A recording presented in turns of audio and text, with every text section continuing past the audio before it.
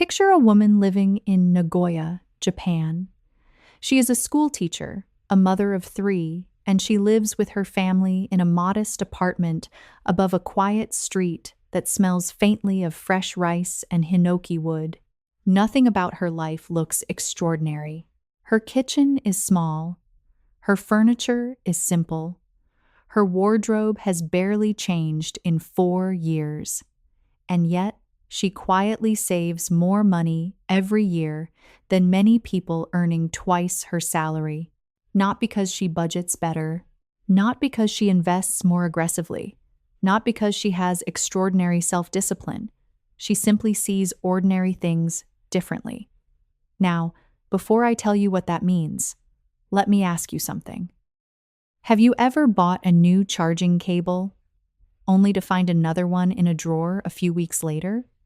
Or ordered another black sweater before realizing you already owned two that looked almost identical? Or thrown away leftovers because you forgot they were sitting in the refrigerator? Most of us laugh when that happens. We call it forgetfulness. We tell ourselves we're just too busy. But what if those moments aren't random? What if they're quietly costing us thousands of dollars over a lifetime without us ever noticing? The woman in Nagoya would probably see those moments very differently. Before replacing something, she notices it. Before throwing something away, she asks whether its purpose has truly come to an end. And before bringing something new into her home, she pauses just long enough to see what is already there. She doesn't think of this as budgeting. She doesn't think of it as minimalism. In fact, she probably wouldn't describe it as a financial habit at all. It's simply the way her mother lived, and the way her grandmother lived before her. For more than 1,000 years, Japanese families have quietly passed down one simple idea, an idea so ordinary that most people in Japan never stop to explain it. Yet modern neuroscience is only beginning to understand why it works so well. By the end of this video, you'll understand that idea, why it changes not only the way people spend money, but also the way they experience satisfaction, abundance, and enough. The Japanese call it Mottainai, and once you truly understand what that word means, you may never look at the things you already own or the money quietly leaving your bank account the same way again. Here's what most of us never notice. We don't usually lose money because of one big mistake. Very few people wake up one morning and decide to waste thousands of dollars. Instead, it disappears a little at a time. A subscription we forgot to cancel. Another kitchen gadget that promised to save time. A shirt we didn't really need. A replacement for something we already owned. None of those purchases feels important. That's exactly why they're so dangerous. Modern life surrounds us with tiny decisions from the moment we wake up. What should I wear? What should I eat? Should I upgrade my phone? Should I order takeout? Should I click buy now while it's still on sale? By the end of an ordinary day, we've made hundreds, sometimes thousands of small decisions. And every decision asks something from the brain. Psychologists call this decision fatigue. The more choices we make, the less mental energy we have left for the choices that actually matter. That's why buying something online at 9:30 at night often feels much easier than it did at 9 o'clock that morning. Not because the product became more valuable, because your brain became more tired. And then something else quietly takes over. Every new purchase gives us a small burst of anticipation, not even the object itself, the anticipation. Neuroscientists have found that the brain releases dopamine long before we own something. It's the expectation that feels rewarding. The package arrives, we enjoy it, a few days pass, and almost without noticing, the feeling fades. Soon, another advertisement appears, another recommendation, another limited time offer. The cycle begins again. This is what psychologists call hedonic adaptation.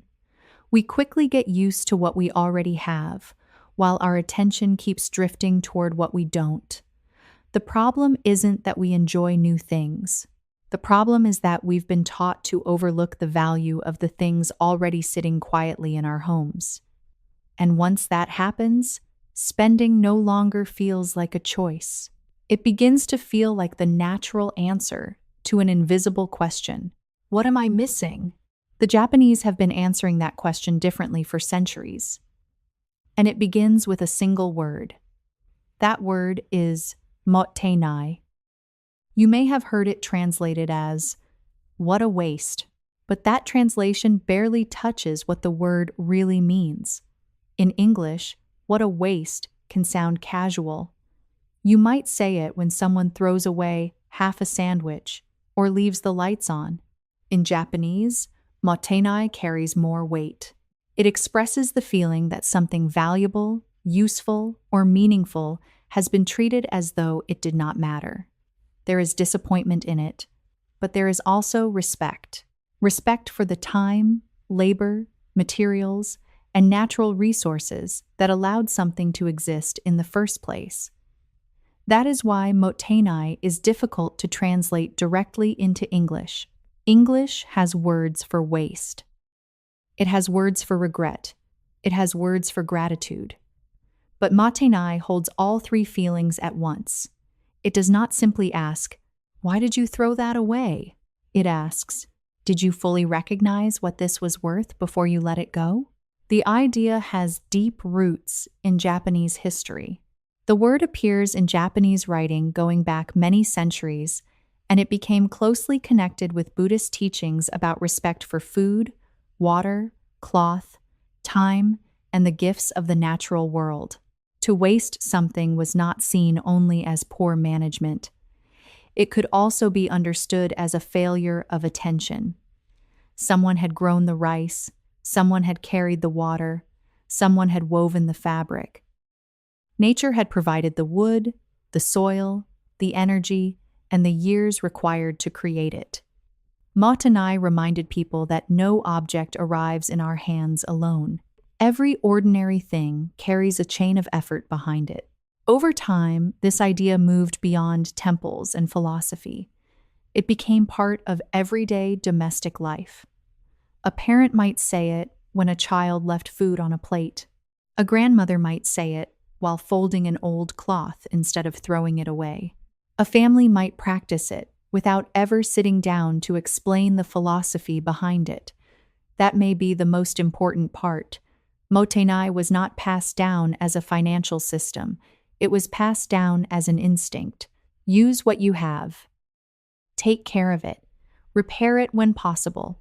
Find another purpose before declaring that its life is over. And notice the difference between something that is truly finished and something you have simply stopped seeing. This is why Mottainai is not exactly the same as frugality. Frugality often begins with money. How can I spend less? Mottainai begins with value. How can I avoid wasting what is already here? Those questions may sound similar, but psychologically, they lead to very different lives. One feels like restriction, the other feels like respect. And beneath Mottainai lies an even deeper Japanese idea. The belief that an object can become more meaningful, not less meaningful, as it grows older. To understand that, we have to look at another phrase that has no perfect English equivalent: mono, no, aware. So, why does this simple philosophy work so well? Why can one small shift in the way we look at ordinary objects quietly change the way we spend money, make decisions, and even experience contentment? The answer has less to do with self-control than most people imagine. It has to do with how the human brain is designed. Most financial advice focuses on behavior. Spend less, save more, avoid impulse purchases. Those are useful ideas. But they all depend on one thing: willpower. And the problem with willpower is that it runs out. After a long day of work, dozens of decisions, unexpected problems, and constant distractions, our brains naturally begin looking for the easiest source of reward. That's why buying something online often feels much more appealing late at night than it does in the morning. Not because we've suddenly become irresponsible, because our mental energy has been depleted. Psychologists call this decision fatigue. The Japanese approach begins somewhere completely different. Instead of asking people to constantly resist temptation, it changes what feels rewarding in the first place. Behavioral economists describe something called the endowment effect. Simply put, people naturally value something more once they truly see it as their own. The surprising part is that this effect becomes even stronger when we stop taking familiar things for granted. A favorite mug, an old wooden table, a jacket that has quietly served us through hundreds of ordinary days. The more attention we give those objects, the more meaningful they become, and the less urgent it feels to replace them. There's another psychological principle at work here. It's called loss aversion. Research consistently shows that people experience the pain of losing something more strongly than the pleasure of gaining something new. Mottainai gently strengthens that instinct, not through fear, but through appreciation. Instead of asking, "What new thing could make me happier?" it teaches us to ask, "What value might I lose if I replace this too soon?" Over time, that question becomes a habit, and eventually, it becomes part of a person's identity. That's why Mottainai is more than a budgeting strategy. It isn't built on restriction. It's built on perception. When your brain begins seeing value differently, your decisions begin changing almost automatically. And perhaps that's the greatest lesson of all. Lasting financial change rarely begins in your wallet. It begins in the way you see the ordinary things already sitting quietly around you. A few years ago, an American journalist living in Japan shared a small moment that stayed with him for decades. He was visiting the home of an elderly Japanese woman in the countryside. Nothing about the house seemed expensive. The furniture was old. The kitchen was simple. Many of the bowls and cups had tiny chips along the edges. Back home, most people would probably have replaced them years ago. As they finished lunch, he noticed the woman carefully washing each dish by hand. She picked up one small ceramic bowl, paused for just a second, and gently ran her fingers across a tiny crack near the rim. Then she smiled, not because the bowl was perfect, but because she remembered who had given it to her. It had been a wedding gift almost 40 years earlier. She had served thousands of family meals in that bowl. To her, the small crack wasn't damage. It was part of the bowl's story. Seeing his curiosity, she quietly said one word, "Mottainai," not as a lesson, not as a correction, just as though the meaning should already be obvious. In that moment, I realized something. She wasn't holding on to an old bowl because she couldn't afford a new one. She could. She simply no longer believed that new automatically meant better. And perhaps that's the quiet difference. Many of us replace things because we've stopped seeing them. She kept using them because she never stopped noticing them.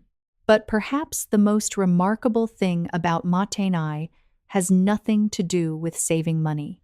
Its greatest gift is that it quietly changes what your attention notices. And wherever attention goes, life begins to feel different. Most of us spend our days looking toward what comes next, the next purchase, the next upgrade, the next vacation, the next version of ourselves. Without realizing it, we train our minds to believe that satisfaction always lives somewhere just ahead of us. Mottainai gently turns that habit around. Instead of asking, "What else do I need?" it asks, "What have I stopped seeing?" That may sound like a small difference. Psychologically, it is enormous because attention shapes experience. Two people can walk into the very same home. One notices everything that feels outdated. The other notices everything that has quietly served the family for years. They are looking at the same room, but they are living in two completely different worlds. This is why many Japanese traditions place so much value on objects that grow older. A wooden table with worn edges, a teacup repaired instead of replaced, a favorite sweater softened by years of use. Their value doesn't disappear with time. In many cases, it deepens, not because the object has changed, because the relationship has. Over time, Mottainai becomes more than a habit. It becomes part of how a person understands enough. Enough is no longer a number in a bank account. It is no longer the size of a house or the newest model on a store shelf. Enough becomes a feeling. The quiet confidence that what you already have deserves your attention before anything new asks for it. And perhaps that is why so many visitors describe ordinary Japanese homes as peaceful. Not because they contain fewer things, but because every object seems to have been noticed, seen, cared for. Nothing is competing for attention. Everything belongs. In the end, Mottainai isn't really teaching us how to own less. It's teaching us how to notice more. And sometimes, learning to notice what is already here changes a life far more than acquiring something new ever could. Of course, none of this means that buying something new is wrong. Mottainai is not about feeling guilty every time you replace an old pair of shoes or upgrade a worn-out appliance. Sometimes replacing something is the wiser choice. A tool that no longer works. A jacket that can no longer keep you warm. A mattress that no longer supports your health. Holding on to those things simply for the sake of holding on is not the lesson. Nor does Mottainai mean turning your home into a museum of old possessions. Japanese homes are often admired because they feel calm and uncluttered, not because they keep everything forever. In fact, Japan has another philosophy, danshari, which encourages letting go of possessions that no longer serve a meaningful purpose. The point is not to keep more. The point is to waste less. And there is an important difference between those two ideas. Waste is not throwing something away after it has fully served its purpose. Waste is replacing something simply because we've stopped noticing its value. That's a very different habit. Perhaps the real question isn't, should I buy something new?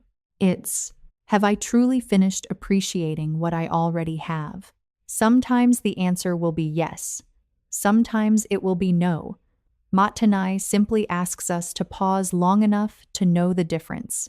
And in a world that constantly encourages us to hurry toward the next purchase, that brief pause may be one of the most valuable habits we can learn. So rather than ending with another piece of advice, I'd like to offer you a small experiment. Not for a month, not even for a week, just for the next 3 days. Tonight, before you go to bed, walk into one room in your home. Choose a single object you've stopped noticing. It might be an old coffee mug, a favorite chair, a kitchen knife you've used for years, or a sweater that's quietly been with you through countless ordinary days. Pause for just a moment. Ask yourself one simple question. What value has this already given me that I've stopped seeing? Don't change anything, just notice. Tomorrow morning, before you check your phone, open one drawer or one cabinet. Instead of looking for something new to organize or replace, see if there's one item you've forgotten you already own. If you find one, don't rush to buy another version of it this week. Simply use it. And sometime this week, before clicking Buy Now on anything online, pause for 30 seconds, not to talk yourself out of the purchase.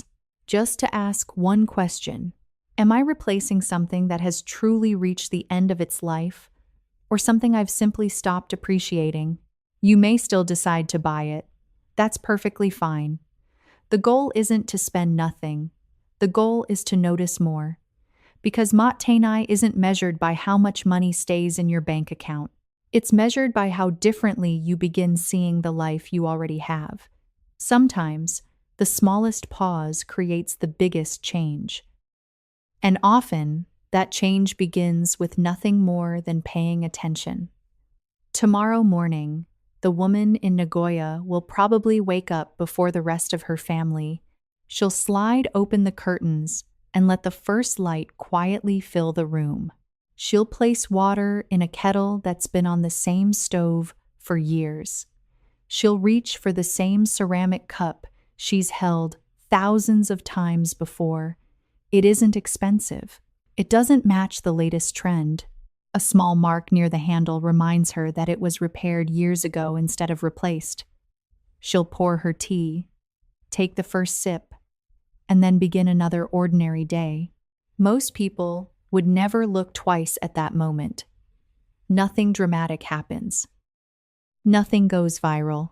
Nothing new arrives at the front door. But perhaps that's the point. A peaceful life is rarely built from extraordinary moments. More often, it's built from ordinary moments that receive extraordinary attention. Maybe that's what Mottainai has been trying to teach all along. Not that every old object should be kept forever, but that every object deserves to be truly seen before it's forgotten. Because once we learn to notice the quiet value already surrounding us, something unexpected begins to happen. Our homes feel calmer, our spending becomes more intentional, and little by little, our lives begin to feel less like a race toward the next thing, and more like a quiet appreciation of what is already here. Perhaps real abundance doesn't begin the day we own more. Perhaps it begins the day we stop overlooking what we've had all along. Before you go, I'd like to ask you something. Take a slow look around the room you're sitting in right now. Which object has quietly served you the longest? Maybe it's an old coffee mug that's been part of every morning for years. A wooden table where your family has shared countless meals. A favorite sweater you've almost replaced more than once. But somehow, it still feels like home. Tell me what that object is in the comments. Not the most expensive thing you own, not the newest. Just the one that has quietly earned its place in your life. And if there's a story behind it, I'd genuinely love to hear it. Because I have a feeling those stories might end up teaching all of us something no book ever could. If you're going to try the 3-day Mottainai challenge, come back in a few days and let me know what changed. Did you rediscover something you had forgotten? Did one purchase suddenly feel less important? Or did you simply begin noticing your home in a different way? Every week on this channel, we explore one quiet Japanese idea, not because Japan is perfect, but because sometimes another culture helps us see our own lives more clearly.